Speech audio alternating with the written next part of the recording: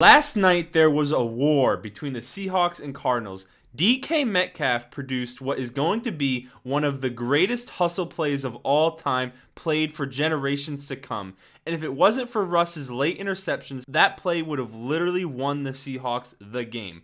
Tyler Lockett made a case for being the most underappreciated receiver in the NFL, and Russell Wilson was also making it rain deep all night long. Kyler Murray keeps proving the losers and the haters wrong.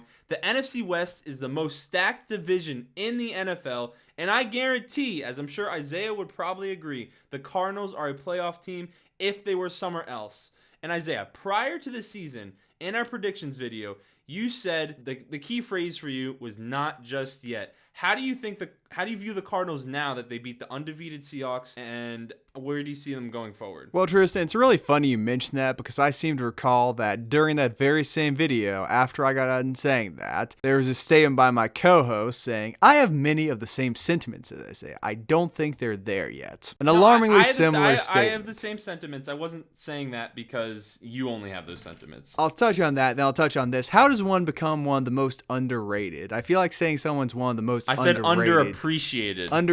Underrated, same thing. How does one become that? Like, how many times that has to be said about someone before they've just become the most rated person? But no.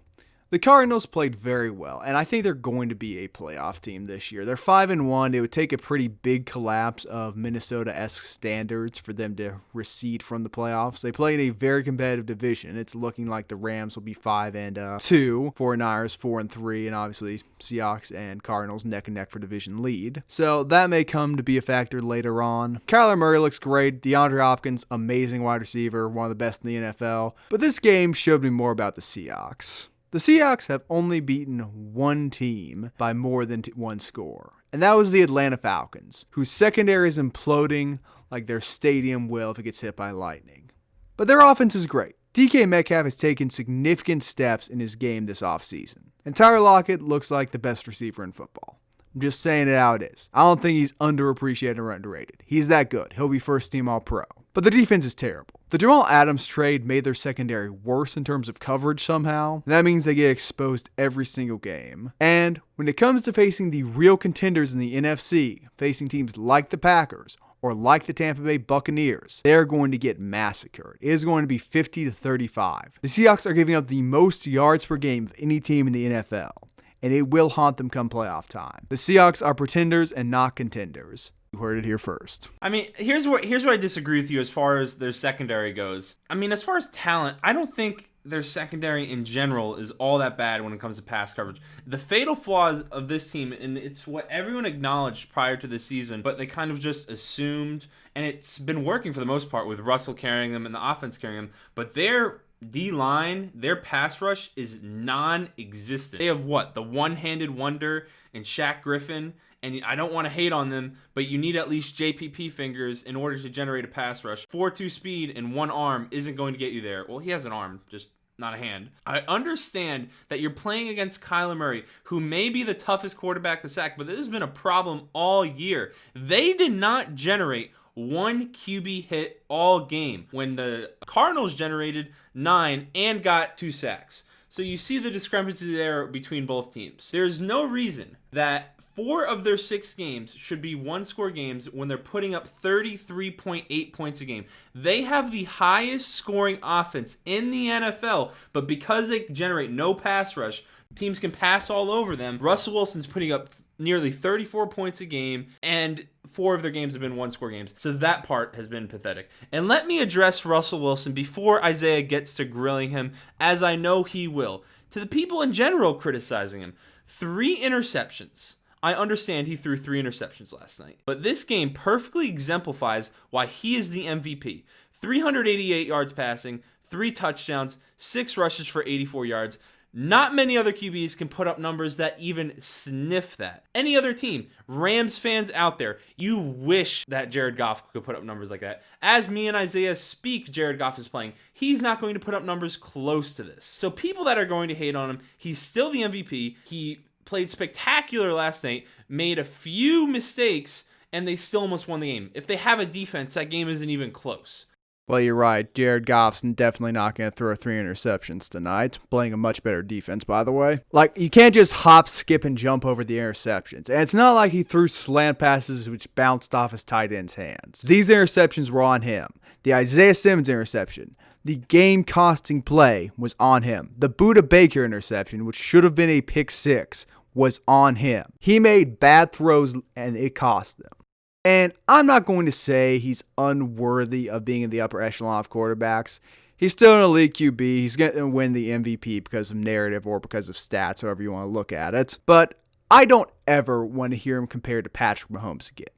Patrick Mahomes is not losing a game in overtime if he gets the ball twice. That was the most damning part of the game to me for Russell Wilson. Failed to win the game in overtime. You cannot be the best of the best in terms of quarterbacks when you have a situation like that with receivers like he has, with an offensive line who is doing work for you, and you fail. I'm sorry. That's a disqualifier. Again, he's going to win MVP.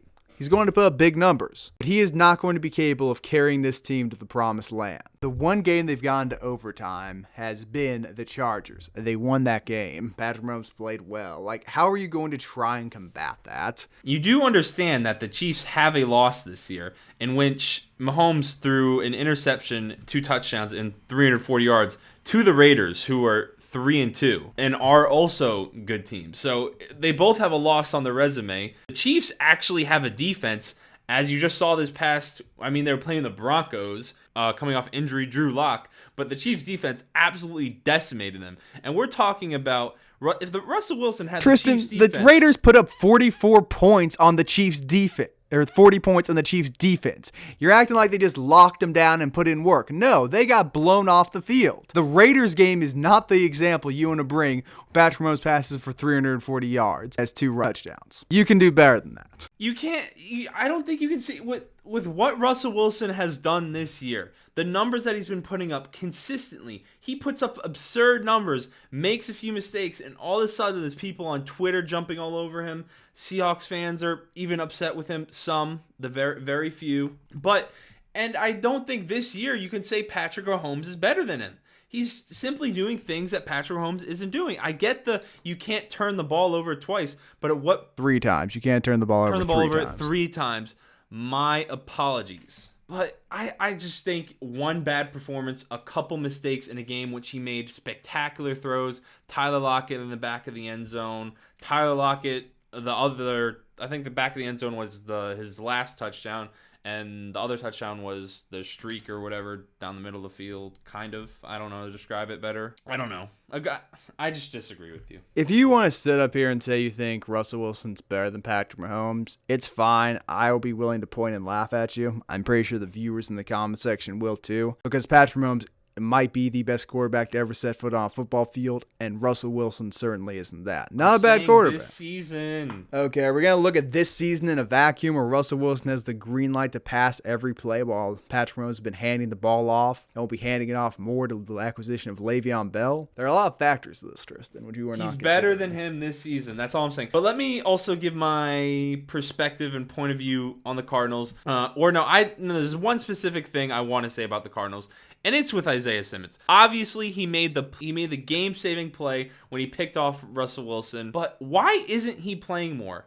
How bad can he be at 6'4", running a 4.39"? Not many people can do that. And he's only playing 5 snaps for you. And on one of those snaps, he gets an interception. I just don't see why he's playing. I wish they gave more of an explanation. I get they don't have a fit. I get he's adjusting. But how is he going to adjust if he's not playing?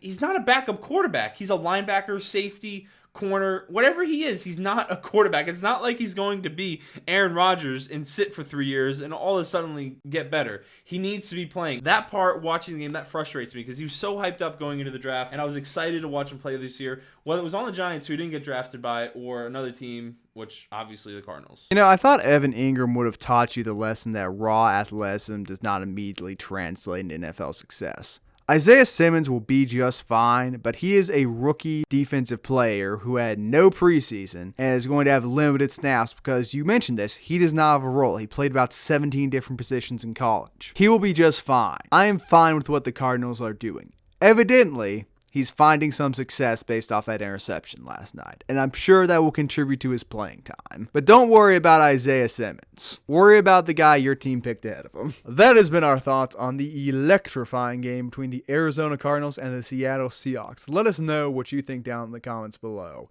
Is Russell Wilson overrated? Are the Cardinals being slept on? Will you subscribe to this channel? All these questions and more will be answered in the future. We'll see you later.